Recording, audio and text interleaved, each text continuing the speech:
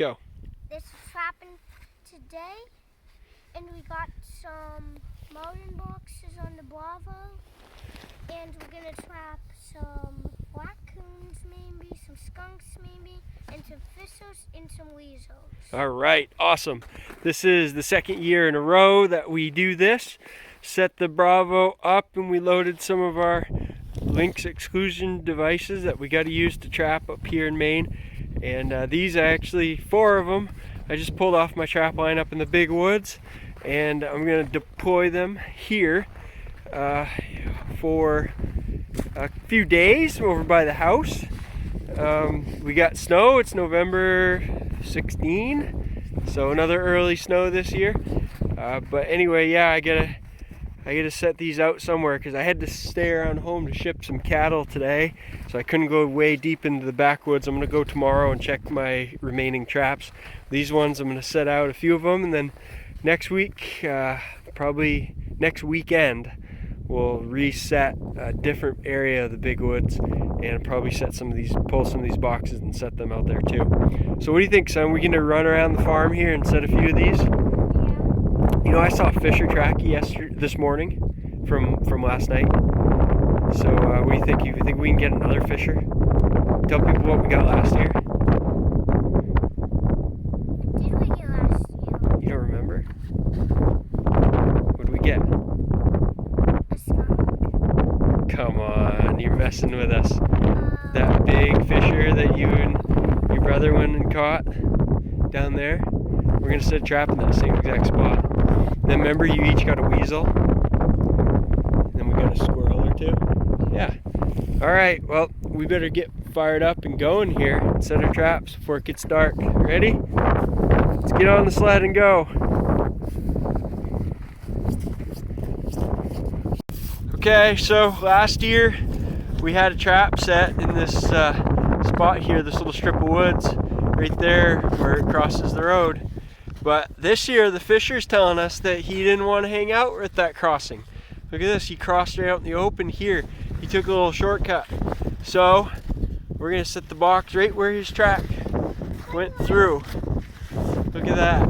So who knows, he may come through that way next time, but usually when you see a track, it's a good idea to set a trap where the track is. So, yeah, we're gonna set that for now and we'll see what happens. You remember this spot? Yep. What happened here last year? We caught a fisher. We caught a fisher.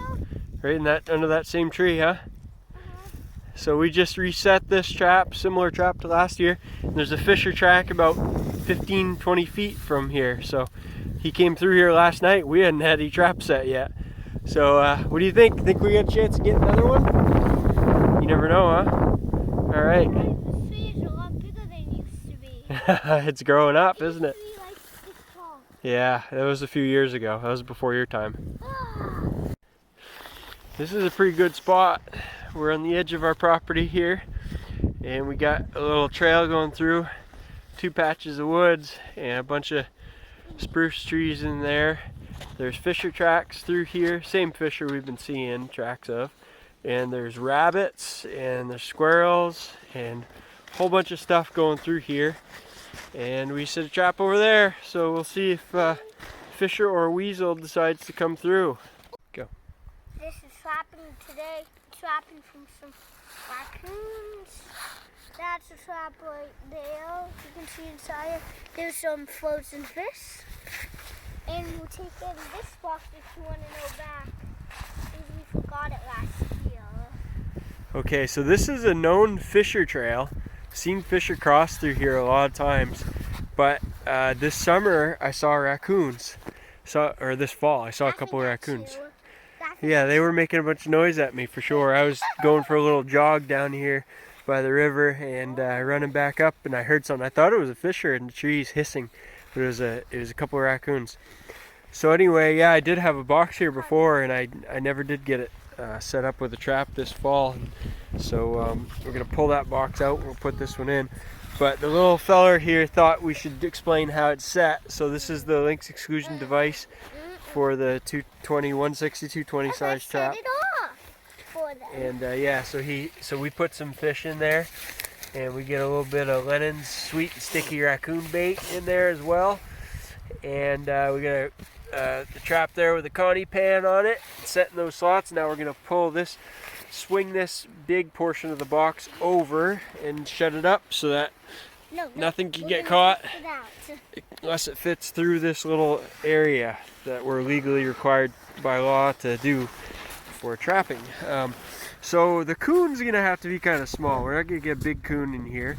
If we want a big coon, What's a coon? If we want a big raccoon, we could set some footholds here on the ground in a pocket set or something, but then we'd have to check it every day, and we're busy people. We don't have time to check these every day necessarily for a $5 raccoon.